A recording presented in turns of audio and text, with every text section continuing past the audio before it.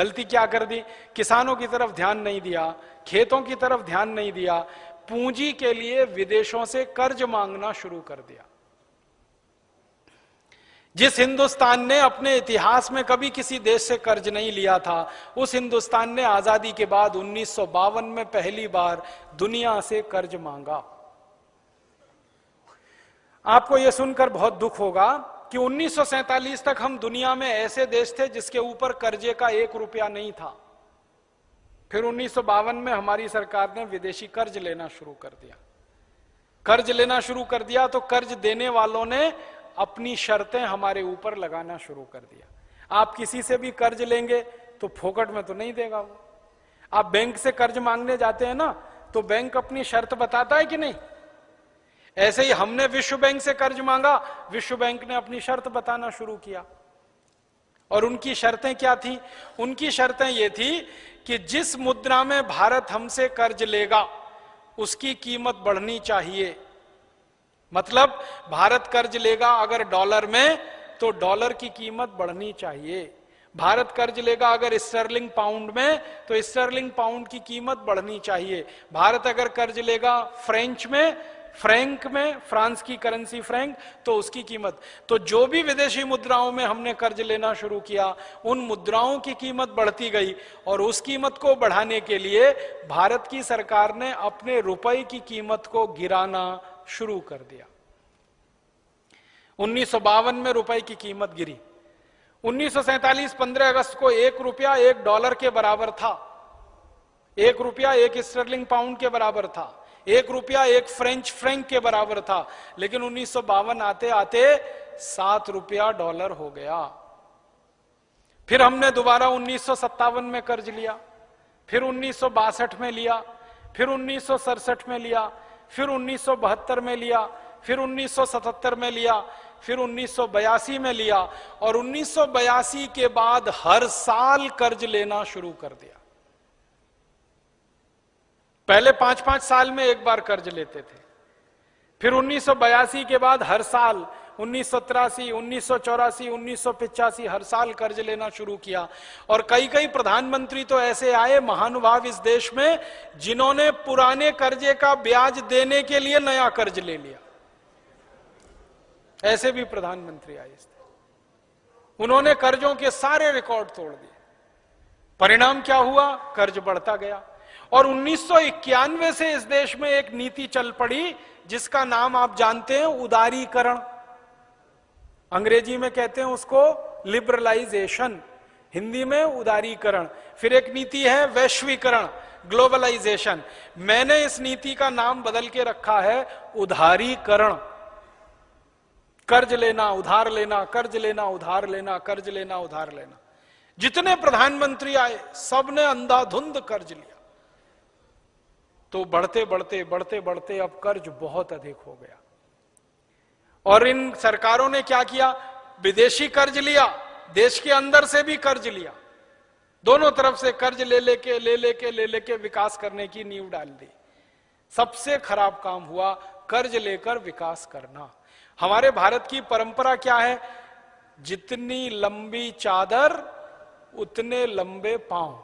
यह भारत की परंपरा है।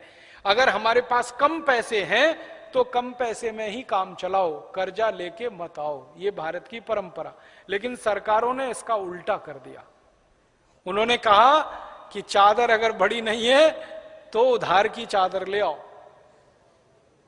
तो कर्ज ले लेके देश के ऊपर इस समय लगभग 18 लाख करोड़ रुपए का तो विदेशी कर्ज हो गया, केंद्र सरकार और राज्य सरकारों पर। और लगभग 18 लाख करोड़ का ही देशी कर्ज हो गया। माने इस समय देश 36 लाख करोड़ के कर्जे में दबा हुआ है। अगर आप हिसाब निकालेंगे तो एक एक हिंदुस्तानी 36,000 रुपए का कर्जदार है। यह स्थिति हो गई। अब इसमें परेशानी क्या आई कि हमने जहां विदेशों से कर्ज लिया, अमेरिका से, जापान से, जर्मनी से, फ्रांस से, स्वीडन से, स्विट्जरलैंड से, उन देशों ने हमारे ऊपर शर्तें लगाई। तो पहली शर्त तो मैंने बताई, रुपए की कीमत गिराओ और जिस मुद्रा में कर्ज ले रहे हो उसकी कीमत बढ़ाओ। तो डॉलर की कीमत बढ़ते बढ़ते कहां तक आई? $1 ₹1 था 1947 में, अब हो गया है $50 $1। माने रुपए की कीमत 50 गुनी कम हो गई। 1947 में ₹1 1 स्टर्लिंग पाउंड था, अब हो गया है ₹80 1 स्टर्लिंग पाउंड। एक करेंसी आई है दुनिया में जिसका नाम है यूरो डॉलर। 1 यूरो डॉलर ₹56 हो गया। हर एक दुनिया की करेंसी की तुलना में भारत के रुपए की कीमत गिर गई।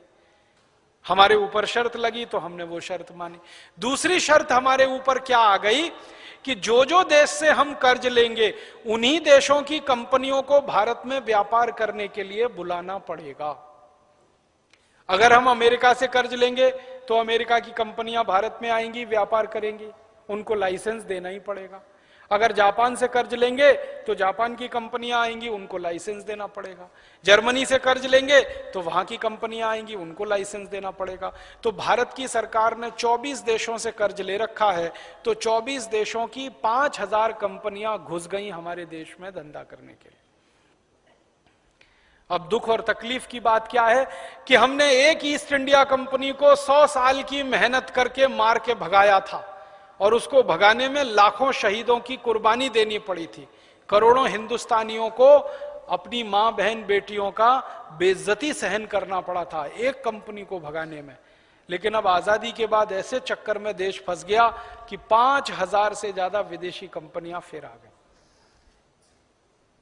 अब इन कंपनियों के आने से फिर नुकसान हो रहा है।